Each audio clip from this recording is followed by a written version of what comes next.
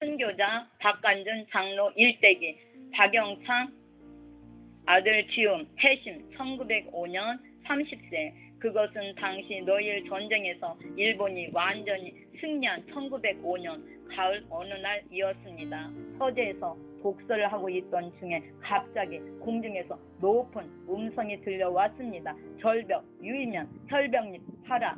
저 놀라 사방을 둘러보았으나 사람의 인기척은 없었습니다. 놀라움과 두려운 마음을 억누르면서 그는 이것이 영계의 계시가 아닌가 하고 생각했습니다. 그는 떨리는 손으로 종이와 붓을 꺼내서 방금 들은 그 명령을 한문 글자로 즉석에서 옮겨 보았습니다. 절벽, 유이면, 혈병잎, 파라. 박관준 장로는 이를 방탕한 생활을 청산하고 기독교로 개종하라는 계시로 받아들이고 기독교인이 되었으며 1907년에 영변 감리교회에서 세례를 받았습니다. 부르심 1935년 60세. 아버지는 매일 새벽과 저녁 2차례 교회에 나가서 기도를 드렸습니다. 나는 무려 1시간에 걸쳐 드린 아버지의 기도의 결론이 무엇인지를 잘 알고 있습니다. 그것은 바로 주여 저로 하여금 병으로 죽지 않고 순교의 제물이 되게 하여 주소서 하는 것입니다. 1935년 어느 날 밤 아버지는 환상을 보았습니다. 아버지가 교회당 강대상 앞에서 기도를 하고 있는데 흰 옷을 입은 이가 나타나서 말하기를 이제부터 그리스도의 정병을 뽑는다. 나를 위해서 피를 흘릴 자가 누구냐 하는 것이었습니다. 내가 피를 흘리겠습니다. 아버지는 크게 대답하고 소리나는 쪽을 바라보니 그 거룩한 이가 어떤 두루마리 종이를 들고 들여다보며 우뚝 서 있었습니다. 아버지는 송구스런 태도로 조용히 앞으로 나아갔습니다. 아버지는 흰 옷을 입은 거룩한 이 앞으로 나가서 조심스레 그 종이를 넘겨다 보았습니다. 흰 두루마리 위에는 40-50명의 이름이 적혀 있었습니다. 그런데 제일 첫 줄에 박관준이라고 분명히 쓰여있지 않은가요? 아버지는 이 명단을 보고 깨어났습니다. 이것은 비몽사몽간에 본 이상한 환상이었습니다. 이때 아버지는 생각했습니다. 다음날 아침이었습니다.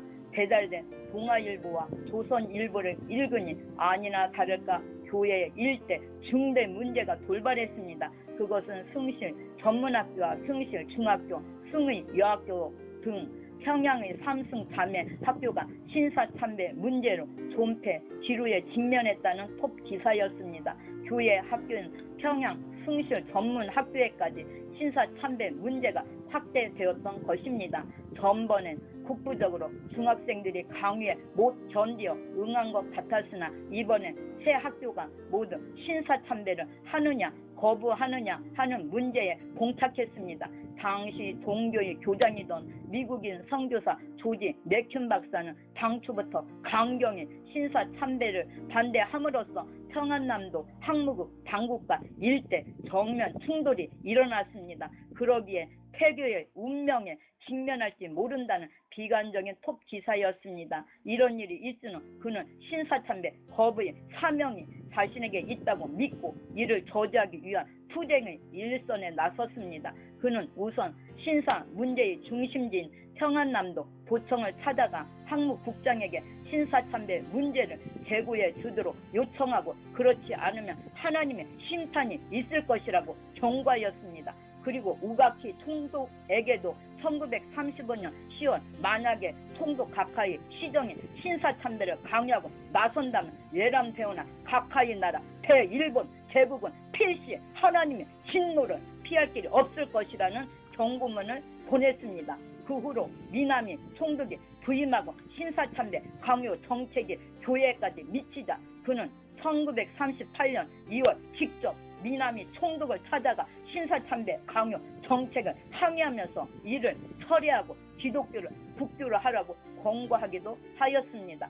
평양 총회의 신사참배 결의에 대한 환상 수감된 날밤 아버지는 밤새도록 잠을 이루지 못하고 기도를 하다가 비몽사몽간에 한 환상을 보았습니다. 어떤 성찬을 담은 밥상이 나타나더니 갑자기 뒤엎어지며 흰밥이 그릇에서 쏟아지고 흡수성이가 되는 광경이었습니다. 이것을 본 아버지는 총회가 실패할 것을 예감했습니다.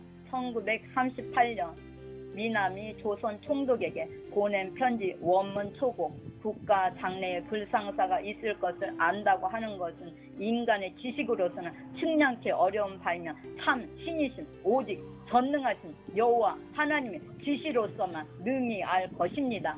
사람은 목전의 일만 볼 수 있으나 신은 구원한 일을 통관해 보시는 것입니다. 오늘날 기독교에서는 신령과 신비로 참 신이신 하나님께서 교시하시는 것입니다. 그러므로 과거 시대의 선지자들이 시대를 따라 참 신의 계시를 받고 국가 장래에 관한 중대한 일을 민간에 반포도 하였으며 혹은 국가에 고지도 하였던 것입니다. 이번 소생이 측량컨대 벌써 6회를 통하여 정부를 내방한 바 그 노정리수는 합의 1만 여리를 산할 것입니다. 전 우각기 총독 시대에 2회 현금 각하 부임 이후에 이번까지 사회로 충고 직관하려고 일부러 찾아온 것은 진실로 국가와 인민을 위함입니다. 생은 제천항멸하여 각하를 보필할 만한 정치적 지식은 비록 없을지라도 기독교 신앙생활 33년간의 참 신 여호와 하나님의 전능을 힘입어 함지 사지에서 누차 구출되었습니다. 2월 5일 각하 면회시에 낭독한 것은 일본 제국에 대한 예언을 환상 중에서 발견한 것이었는데 이번에도 같은 사건입니다. 각하 부임 이유는 하나님께서 여러 차례 나타나시어 표시하시고 그 밖에 환상으로 명령하심으로 천리 밖에서 일부러 찾아와 역혈이 충고하는 바입니다. 성인의 말씀에도 기자천녀에 반드시 일실이 있고 우자천녀에 반드시 일득이 있다 하였으니 원컨대 각하는 묵사 만념하여 조선 기독교에 문제된 신사 참되는 교회 자유에 방임함으로써 정부는 관계하지 마시기를 거듭 역혈이 충간하는 바입니다. 주강생 1938년 5월 27일 2002 인생 박관준 일본에 대한 계시 안희숙 여사 박관준 장로 최건능 목사 만납니다. 죽으면 죽으리라. 안희숙 나 박관준은 50여 년을 예수를 믿어 왔지만 이번처럼 주님의 음성을 똑똑히 들은 적은 없었지요. 만일 이같이 원수 놈들의 핍박이 심할 때 하나님의 평안한 때와 같이 가만히 계시면 어떻게 믿는 자들이 이 무서운 핍박을 견디어 나갈 수 있겠습니까요? 오 주님, 주는 나의 피난처요 강한 방패요 높은 산성이시니이다 하며 감격해합니다. 이 놀라운 그의 믿음의 말을 들은 우리는 이 노인 박관준의 담대하고 두려움이 없는 태도에 우리의 태도를 고쳤습니다. 그는 일본이 해결하지 않으면 하나님이 유황불을 비와 같이 쏟아 내려서 멸망시키겠다고 하신 하나님의 음성을 들었다고 했습니다. 그래서 요나가 니느웨에 간 것 같이 자기는 일본으로 가서 일본 정부와 고관들에게 경고하고 싶으나 일본말을 한마디도 못하니 어찌하오리까 하고 열심히 기도하던 중 계시를 받고 바로 그 다음날 떠나 무작정 평양으로 왔는데 주님이 인도해 주셨는고로 이렇게 대번에 찾아들게 되었다는 것입니다. 이렇게 말하는 것을 듣고 있던 나는 안희숙 평양성으로 가라 하신 말씀과 내가 하라 하신 말씀을 생각하지 않을 수 없었습니다. 나는 내 평생의 소원이 약을 먹고 주사를 맞다 병 사는 일이 없도록 해달라는 것이었고 주님을 위해서 주님 이름으로 칼에 맞아 죽든지 스데반같이 불에 맞아 죽든지 기름 가마에 던짐을 당하든지 해서 단번에 죽도록 해달라고 기도해 왔소. 그런데 아마도 내 죽을 때가 다 된 모양인지 주님이 나를 단번에 죽게 하려고 하는가 보지요. 죽으면 개도 뜯어먹지 않을 이까지 썩어질 몸을 바쳐 주님 위해서 단번에 죽는다면 그 영광스러운 순계 기쁨을 어찌다 감당할지 알 수 없습니다. 하루 저녁은 예배당에서 밤새 철야 기도를 하고 피곤한 줄도 모르고 새벽에 집으로 돌아오는데 난데없이 우렁찬 목소리가 크게 들려왔습니다. 나는 그것이 웬 소린가 해서 그 목소리를 찾아가 보니 평양 성내의 장작파는 장터였는데요. 숫자 조그만 백발의 한 늙은이가 예수천당 하고 외치고 있었습니다. 때가 때인 만치 나는 놀라지 않을 수 없었습니다. 예수를 진실히 믿는 모든 사람은 잡혀가고 그렇지 않은 성도들은 산으로 들로 도망다니고 숨도 크게 못 쉬는 이런 험악한 시대에 이 사람은 대체 어떤 분위기길래 저렇게도 담대하게 예수의 이름을 외치는 것일까 하는 호기심으로 그에게 가까이 가서 그 늙은이를 쳐다보고 섭노라니 또다시 우렁찬 목소리를 예수천당이라고 고함을 치는 것이었습니다. 그의 얼굴은 위험이 있었고 눈은 확신으로 번뜩이고 흰 두루마기를 입은 그는 한 손에 성경책을 들고 한 손에 지팡이를 잡았습니다. 나는 그에게 가까이 가서 저도 예수님을 믿는 사람입니다 했더니 그 말을 듣자 그는 성난 표정을 하고 나에게 큰 소리로 예수를 믿으면 왜 입을 꼭 다물고 있는 거요? 지금 모든 사람이 지옥으로 떨어져 가는데 입으로는 밥만 먹고 그리고 아무 말도 안 한단 말이오. 응? 그렇습니다. 예수님의 십자가는 바로 전도였구나. 전도입니다. 일본에 전도해야 합니다. 일본에 경과라는 것은 곧 전도하라는 것입니다. 그래 전도를 의미하는 것이로구나.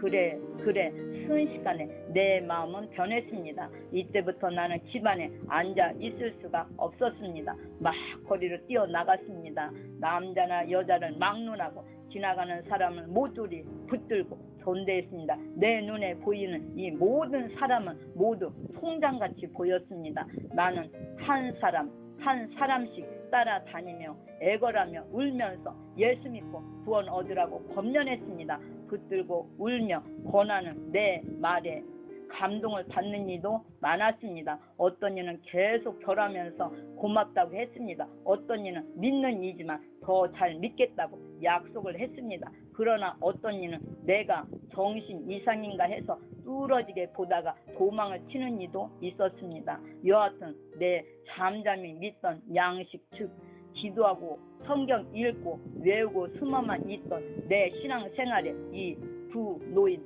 박관준 장로와 최건능 목사로 인해서 안팎으로 큰 변동을 일으키고 혁명을 가져왔습니다.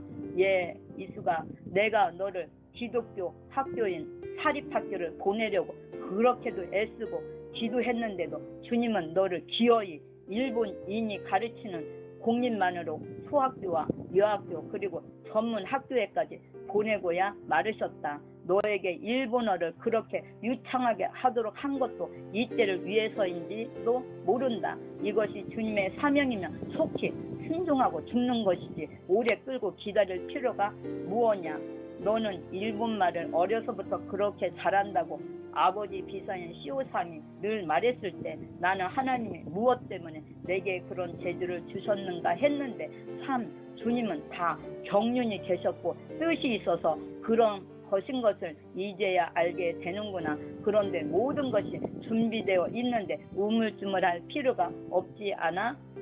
드디어 나는 일본으로 떠나가기로 결심했습니다. 그리고 오랜 시간은 눈물 흘리며 간절히 기도드렸습니다. 이 중대한 사명을 가지고 떠나가는 일을 위해 지하교회 회원 모두가 3일간 금식 기도를 하고 산과 굴 속에 숨어있는 모든 성도들에게도 연락해서 이 일을 위하여 기도하도록 했습니다. 일본에 대한 예언적 메시지 그리하여 기도 중에 같은 신사참배 거부 운동을 하던 안희숙 선생을 대동하고 1939년 2월 일본에 건너갔습니다. 그들은 그곳에서 신학을 공부하던 박 장로의 아들 박영창과 함께 일본 정계 유인들을 찾아가 한국의 사정을 알리고 신사참배 강요 정책을 철회할 것을 요구하며 일본의 멸망을 경고하였습니다. 박관준 장로 일행은 40여일간의 이러한 유세도 별 효과가 없는 것을 알게 되자 보다 자극적인 방법으로 일본을 경고하고 시위할 계획을 세웠습니다. 마침 그때 종교단체의 국가 통제를 목적으로 한 종교단체법이 상정된 제74의 일본 제국회의가 개회 중이라 여기에 들어가 경고문을 투하할 계획을 세웠던 것입니다.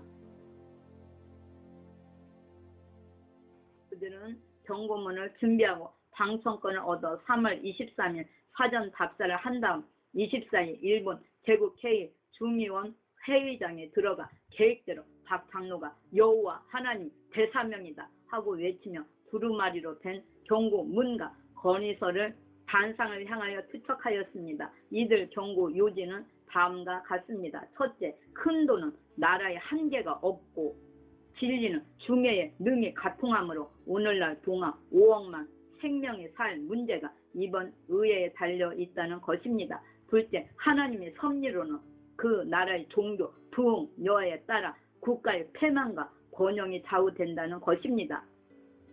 셋째, 인간의 정부가 소위 종교 법안을 제정하여 종교를 보호한다는 미명하에 오히려 간섭하고 탄압한다며 세계와 인류를 통괄하시는 하나님께서 진노하시어 하늘의 재앙을 내리실 것이니 의회, 의원, 제공이 진리를 깨닫고 못 깨닫는데 국가의 흥패가 달렸다는 것입니다. 넷째, 일본 제국의 정부와 국회가 여호와 하나님의 명령과 법도를 지키면 축복을 받아 강성하여져서 모든 것을 얻고 모든 강대한 나라 백성을 다 쫓아내고 밟는 곳마다 너희의 소유가 되려니와 돌이켜 마음에 미혹하여 다른 가신과 우상을 섬기는 여호와 하나님 저주와 진노하심을 받아 반드시 패망하고 만다는 것입니다. 신명기 11장 3조.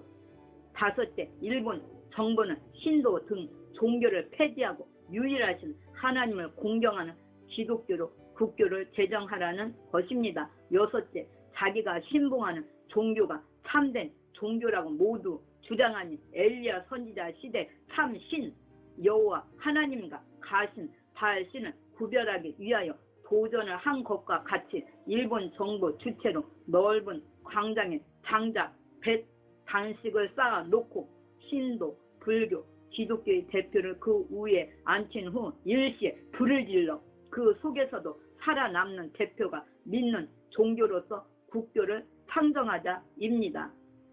감옥에서 받은 계시, 옥중 지도자들 중에 유명한 주기철 목사의 부인 오정모 여사는 기도하는 중에 이상한 환상을 보았다고 합니다. 그것은 일본에서 큰 뱀이 기어나와 조선교회를 통째로 삼켜 버리려고 입을 벌리며 달려들자 주기철 목사가 큰 검을 빼어서 그 뱀을 세동강으로 찍어 내던지는 환상이었습니다. 이 놀라운 환상을 보고 오 여사는 더욱 힘을 얻었다는 이야기가 옥중 성도들에게 퍼졌습니다. 뿐만 아니라 주남선 목사와 최봉석 목사는 옥중에서도 개인 전도를 해서 예수를 믿게 된 제수들을 위해 옥중 교회를 세우고 신자가 된 제수들에게 세례까지 주었습니다. 1945년 해방 예언 어떤 직원이 간수를 뒤따라오며 무슨 말을 건네자 간수는 그와 상대에서 이야기를 하느라고 한 걸음쯤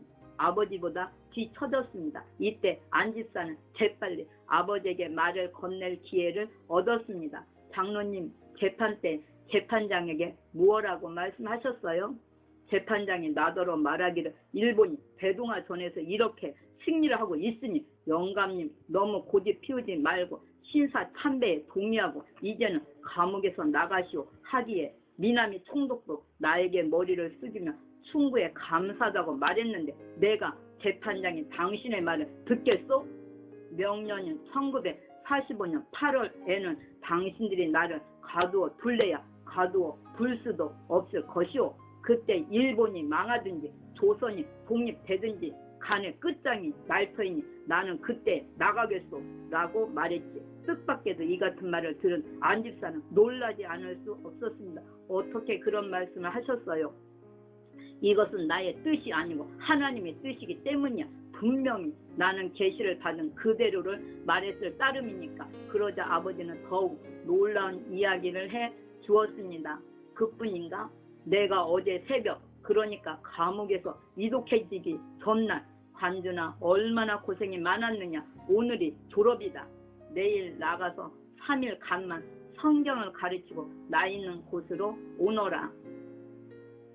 8년 성사에 3일 선생이다. 내가 금 면류관과 금띠 1개를 내게 더 주리라. 부터는 너를 죄인이라 하지 않고 아들이라 하겠다. 그러므로 천국은 다 내 것이다 하는 계시까지 분명히 받았는데 아버지의 이야기는 계속되었습니다. 8년 성사의 3일 선생이라는 뜻을 생각해 보니 내가 신사참배 반대 투쟁에 헌신한 지 어간 8년이 되었거든. 참 그대로 맞았지.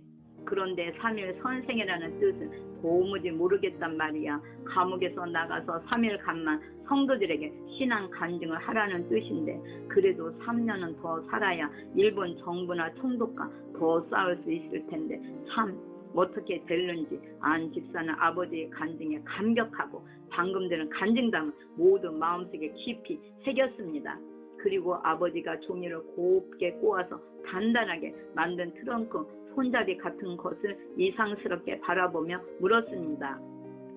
장로님, 이게 무엇이야요? 아버지는 하늘을 쳐다보며 크게 웃었습니다. 그것 말이야. 그것은 내가 8월 달에 추록할 때 내 짐을 들고 나오려고 한 달 동안 노끈을 꼬아서 트렁크 손잡이를 만들어 미리 준비를 해둔 거지. 그러니까 지금 추록하신 것이 아니어요? 아니야. 진짜 추록은 금년 8월 달이야. 안 집사는 더욱 이상한 생각이 들었습니다. 지금 아버지가 하는 말은 지난번에 예언같이 말한 바를 거듭 되풀이하는 것이 아닌가요? 예전에 아버지는 1945년 8월에는 일본이 망하여 우리가 다 추록을 하게 되고 조선이 독립된다는 말을 했었습니다. 그래서 안 집사는 마음속으로 금년 8월을 주목하고 있었습니다. 아버지는 1945년 정월을 맞이하자 금년 8월에는 석방되는 새해를 맞이하였다고 어느 해보다도 기쁨에 넘쳐 있었습니다. 정월 중승경 어느 깊은 밤 아버지는 감방 안에서 홀로 기도를 하고 취침 중에 환상을 보았습니다. 앞에 큰 바위가 나타났는데 돌연히 양쪽으로 깨지더니 샘이 생명수 콸콸 솟아나와서 마음껏 마셨습니다. 또 천사가 나타나더니 만나라는 떡을 큰 그릇에 가져오고 또 때를 따라 다른 천사가 나타나더니 이것은 생명과실이다 라고 하면서 주렁주렁 달린 가지를 하나를 꺾어 가지고 와서 마음껏 따 먹으라고 하여 마음껏 먹었습니다. 아버지는 이같이 환상 속에서 영계의 음식물을 먹은 후부터는 이상하게도 시장한 생각이 별로 나지 않았습니다. 그래서 감방에 넣어주는 관식을 전폐하고 더욱 금식 기도에 전념하게 되었다는 것입니다. 그같이 8년간 옥중 생활을 치른 아버지는 1945년 8월은 일본이 망하는 해라고 믿고 너무 기뻐서 40여일간에 걸쳐 금식을 단행했습니다. 이로 인하여 건강은 극도로 쇠약해졌습니다. 그러다가 의식을 잃고 깊은 혼수 상태에 빠진 것입니다. 아버지가 혼수 상태에 빠지자 형무소 당국자들도 당황해서 즉시 측근자를 불러 병원에 입원시키라는 지시를 내렸던 것입니다. 나는 8년 성사에 3일 선생이라는 계시와 같이 나의 책임을 다하고 영계에 계신 하나님 아버지의 품으로 돌아갑니다. 우리나라는 앞으로 이사야 11장 10절에서 16절의 말씀대로 됩니다. 여러분 끝까지 신앙을 잘 사수하시다가 앞날 영광스러운 하늘나라에서 다시 만납시다. 이때 아버지는 낮은 목소리로 하늘 간 밝은 길이 내 앞에 있으니 라는 찬송을 불렀습니다. 그러다가 점점 음성이 작아지더니 향년 70세를 일기로 고요히 숨을 거두었습니다. 때는 1945년 3월 13일 오전 10시 정각이었습니다. 아버지의 임종은 이같이 너무도 평화로웠습니다. 할렐루야. 아멘.